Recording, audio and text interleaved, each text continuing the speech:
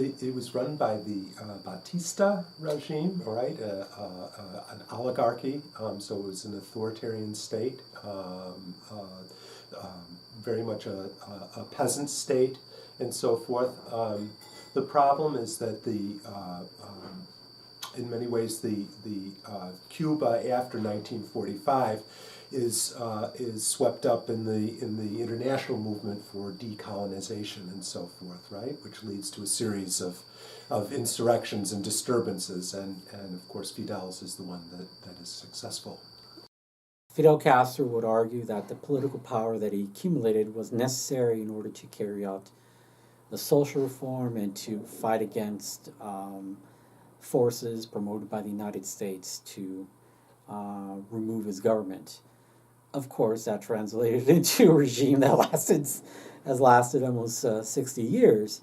So, Fidel Castro and his Federates march into Havana on January 1st, 1959, right?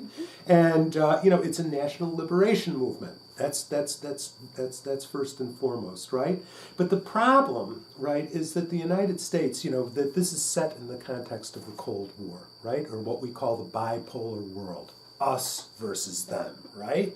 And so the United States was wary of movements of national liberation because, again, our allies in this global fight against communism and so forth, many of our allies either continued to maintain colonies or were closely associated to their colonies, such as Portugal, France, and so on.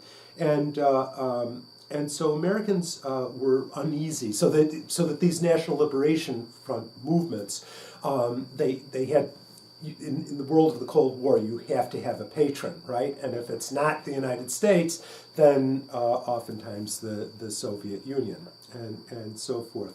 So it's in this context that you have this you have this movement, and then from the United States point of view, is this a communist? Or is this, what brand of revolutionary are you?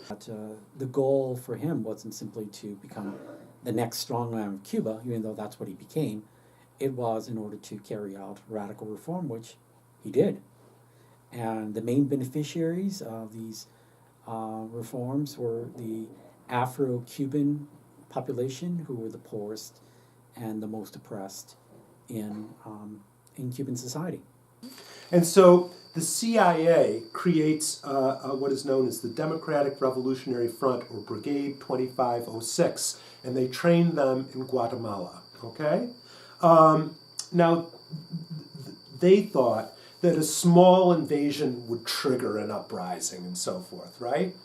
Well, in the midst of this training, in the midst of the U-2 incidents and all of the crises that characterized the Cold War, Eisenhower, leaves the presidency, and John F. Kennedy, takes charge, and he thinks it's a good idea because he's afraid that that Fidel Castro wants to spread revolution in Latin America and so forth, right? And he doesn't like the relationship that Cuba has with the Soviet Union, and so therefore he says, let's go ahead. Now the problem with Bay of Pigs, all right, with this invasion, is that it's led by a guy by the name of Richard Bissell, who knew very, very little about Latin America, let alone Cuba, let alone geography. It seems that the planners forgot about was that Fidel Castro had an army of 250,000 soldiers and so forth, and further, Fidel Castro knew that there was a CIA plot right in Guatemala with the Democratic Revolutionary Front, so he was prepared for the invasion. Further, JFK, this is very early in his tenure as president of the United States, he doesn't want to provide open air cover, right, for this invasion because he's afraid that the Soviet Union might retaliate in some way, perhaps seizing West Berlin and so forth, right?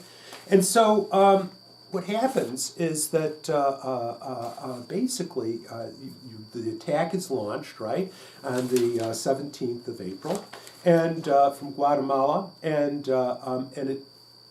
it's a disaster right from the very, very beginning. The fighting lasts for somewhere around 24 hours.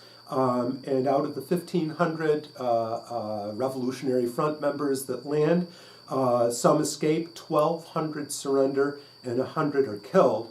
And ultimately what happens is that Fidel Castro, after months of negotiation and so forth, the United States pays $53 million worth of baby food and medical supplies in exchange for the prisoners.